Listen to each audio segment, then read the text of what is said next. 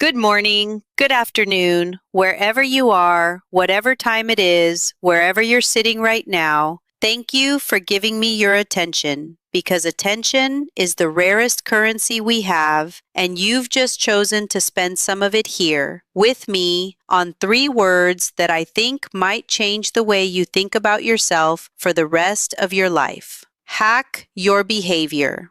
I want you to sit with that phrase for a second. Hack your behavior. Not change your personality, not transform into someone else, not wait for motivation to strike you like lightning on a mountaintop. Hack it. Like a system, like code, like something that has inputs and outputs and loops and bugs, because that is exactly what your behavior is. It is not your soul. It is not some fixed, unchangeable essence stamped onto you at birth. Your behavior is a system, and systems can be hacked. Let me tell you something that took me far too long to understand, and that I wish someone had grabbed me by the shoulders and told me when I was younger. We spend most of our lives trying to fix ourselves from the top down. We set goals, we write resolutions, we say things like, "This year I will be disciplined. This year I will wake up early. This year I will stop procrastinating. This year I will finally become the person I know I can be." And then, almost without fail, 3 weeks later, we are back exactly where we started, except now we also feel guilty about it. We assume the problem is willpower. We assume the problem is that we simply don't want it enough, that other people have some reserve of grit that we were never issued, that discipline is a personality trait some lucky few were born with and the rest of us were not. I am here to tell you that this is one of the most damaging lies of modern life.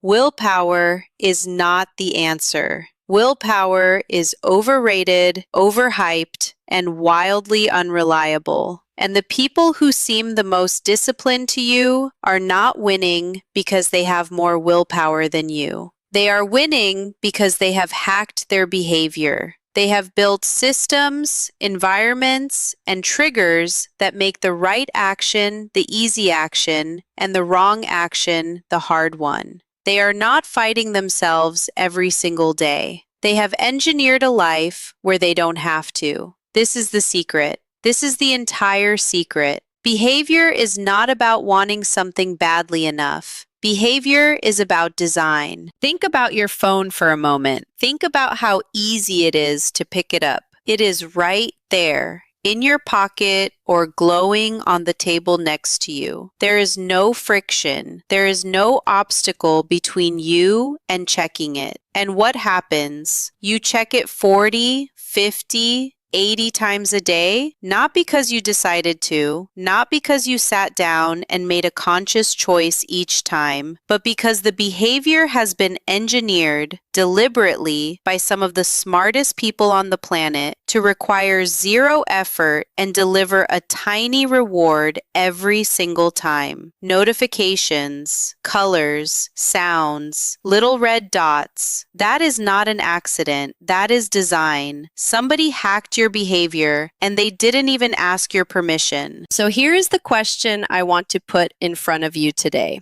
The question that I think is the whole point of this conversation. If other people can hack your behavior to make you check a screen 80 times a day, why can't you hack your own behavior to make you read, to exercise, to build the business, to call your mother, to learn the skill, to write the book, to become the version of yourself you actually respect? You can. That is what this speech is about, not motivation. Motivation is a feeling, and feelings are unreliable weather. Some days the sun is out and you feel like you could run through a wall. Other days it is gray and cold and you cannot even get out of bed 10 minutes early. If your entire life depends on whether you feel motivated on a given morning, you have built your house on sand. What we want instead is architecture. We want systems that work whether you feel like it or not. We want to hack behavior so that doing the right thing requires the least resistance, and doing the wrong thing requires the most. Let's start with the single most underrated tool in this entire toolkit: friction. Every behavior in your life, every single one, has a certain amount of friction attached to starting it and a certain amount of friction attached to stopping it. The exciting thing, the thing I want you to really absorb, is that you have far more control over that friction than you have over your raw willpower in any given moment.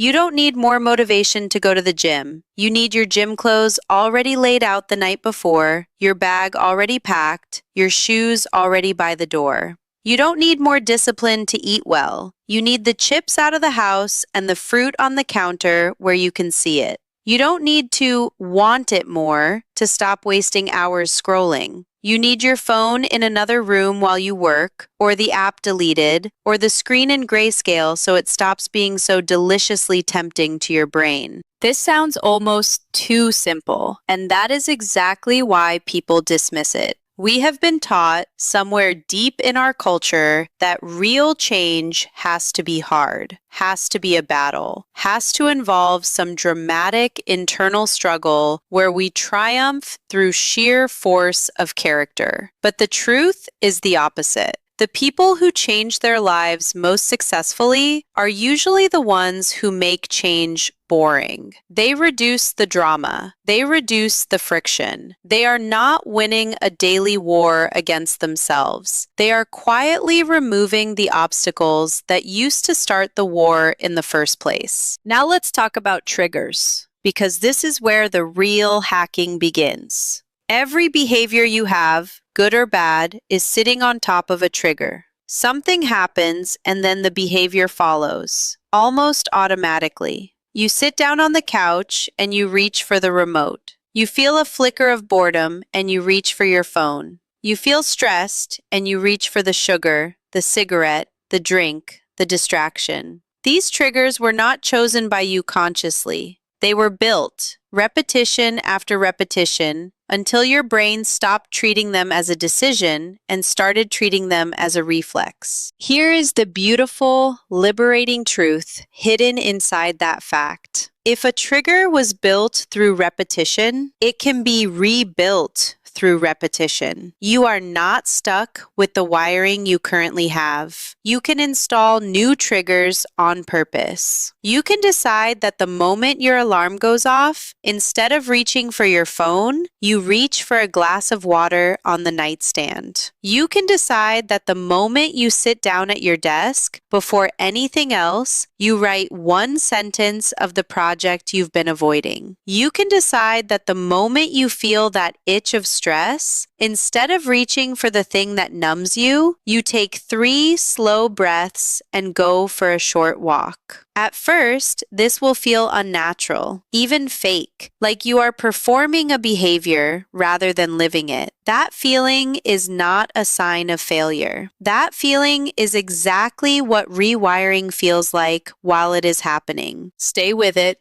and one day, not too far away, the new trigger will fire automatically, the same way the old one used to, except now it's working for you instead of against you. This is what I mean by hacking your behavior. You are not relying on a surge of inspiration each morning. You are quietly, deliberately rewriting the if this, then that logic that runs underneath your daily life. Let me give you another piece of this puzzle, because I think it might be the most important one of all: identity. Most people try to change their behavior by setting a goal. I want to run a marathon. I want to write a book. I want to save money. Goals are fine. Goals have their place. But goals are outcomes, and outcomes are not where behavior actually lives. Behavior lives in identity. The most powerful hack you will ever install in your own mind is not a goal. It is a sentence that begins with the words, I am. I am someone who shows up.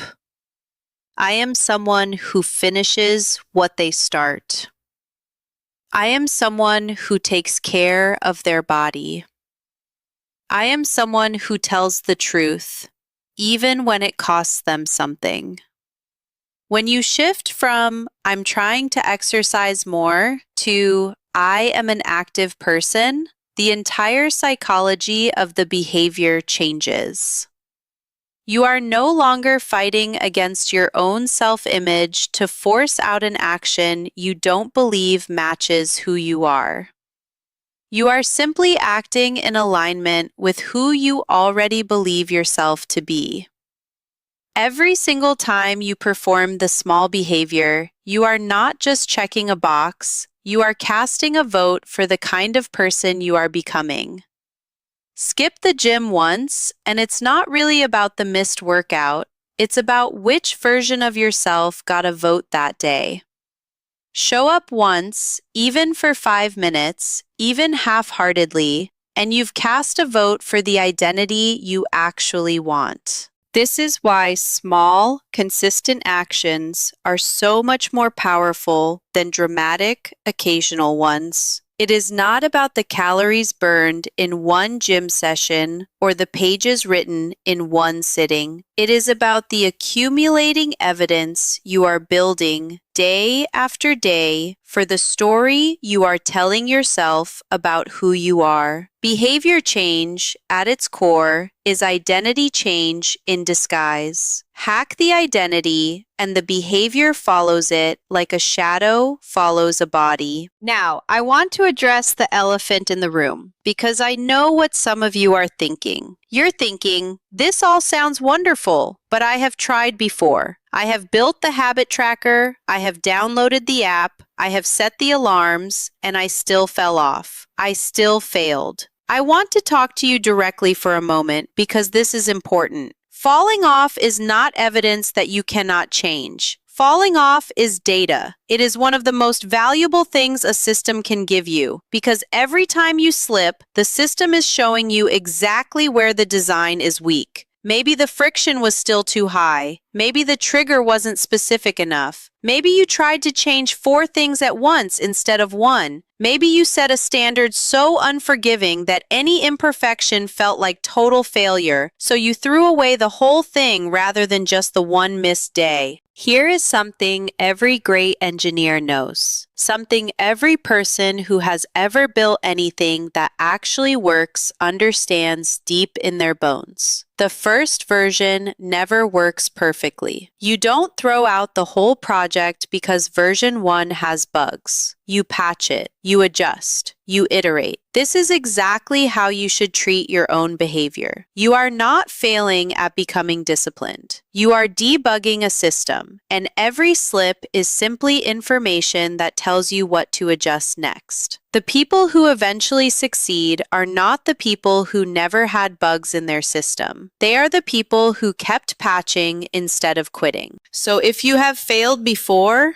good. You now have data that someone who has never tried doesn't have. Use it. Ask yourself honestly, where exactly did the system break? Was the trigger unclear? Was the friction too high? Did one bad day spiral into giving up entirely because you treated a single misstep as proof the whole thing was pointless? Identify the break, patch it, and run the system again. This is not about being perfect. This is about staying in the game long enough for the design to start working in your favor. I also want to talk about something that almost nobody mentions when they talk about behavior change, and that is environment. We like to believe that we are the sole authors of our actions, that our choices come from somewhere deep and noble inside us, untouched by our surroundings. It is a flattering story, and it is mostly false. You are far more porous to your environment than you realize. The people you spend the most time with, the spaces you occupy, the defaults that are set around you, all of these are quietly shaping your behavior, whether you notice it or not. If you want to hack your behavior at the deepest level, you have to stop relying purely on internal force and start engineering your external world. Surround yourself with people whose normal is the thing you are trying to make your normal. If everyone around you sleeps in, eats poorly, and complains about their lives, you will find it exhausting to be the one person swimming against that current every single day. But if you can find even one person, one room, one community where the behavior you want is simply the unremarkable baseline, you will find that you no longer need superhuman willpower. You are just doing what the room is doing. Environment is not a backdrop to your life. Environment is one of the most powerful levers you have, and most people never even think to pull it.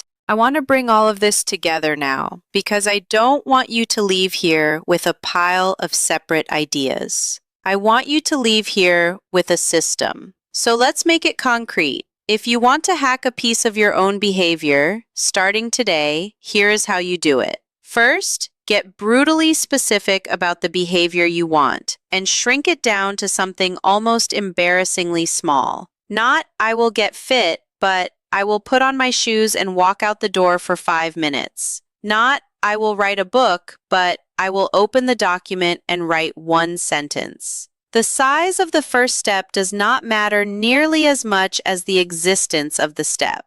You are not trying to win the whole game on day 1. You are trying to prove to your own nervous system that this new behavior is safe, achievable, and repeatable. Second, attach that small behavior to an existing trigger in your day. Don't leave it floating, hoping you'll remember or feel like it. After I pour my morning coffee, I will write 1 sentence. Before I sit on the couch at night, I will do 10 push-ups. The trigger does the remembering for you, so you don't have to rely on willpower to even begin. Third, remove friction from the behavior you want and add friction to the behavior you don't. Lay out the clothes, pre-pack the bag, delete the app, or move it off the home screen, or log out so there's an extra 10 seconds of annoyance between you and the scroll. Every bit of friction you remove from the good behavior and every bit you add to the bad one is a tiny thumb on the scale, tipping your future choices in your favor before you even have to make them. Fourth, track it, but track it kindly, not to punish yourself, but to give yourself the satisfaction of seeing the chain build. There is something deeply motivating about simply marking a day as done, watching a small streak of evidence accumulate that says, look, this is who I am now. Look at the proof. Fifth, and this is crucial, when you miss a day, and you will miss a day, do not treat it as a collapse. Treat it as a single dropped beat in a much longer song. The damage is almost never in missing once. The damage is in the story you tell yourself afterward. The story that says, I knew I couldn't do this. I always fail. What's the point? That story is the real enemy, far more than the missed day itself. Refuse to tell it. Get back to the system the very next day and let the missed day be nothing more than a footnote. I want to leave you with one more thought before we finish, because I think it matters more than anything else I've said today. Hacking your behavior is not about becoming a machine. It is not about stripping away your humanity and replacing it with cold optimization.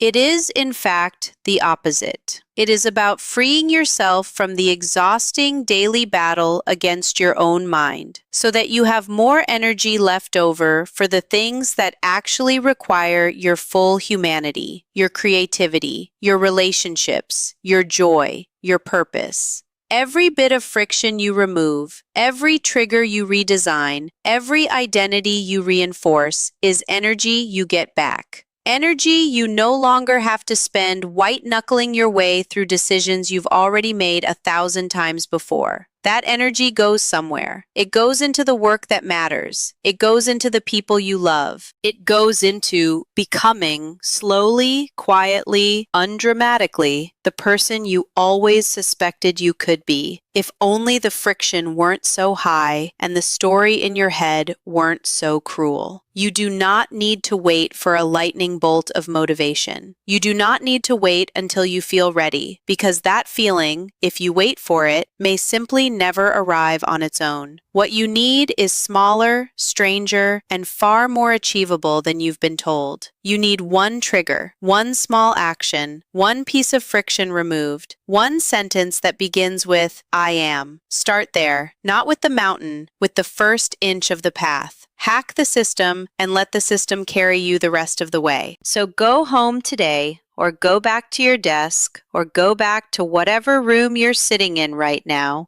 and instead of asking yourself, how do I become more disciplined? Ask yourself a better question. What is one piece of friction I can remove today? And what is one tiny trigger I can install tomorrow morning? Answer that question honestly, act on it before the day ends, and you will have done more for your future than 1,000 motivational mornings ever could. You don't need to fix who you are. You need to hack how you behave. The system is yours. It always was. Go and build it.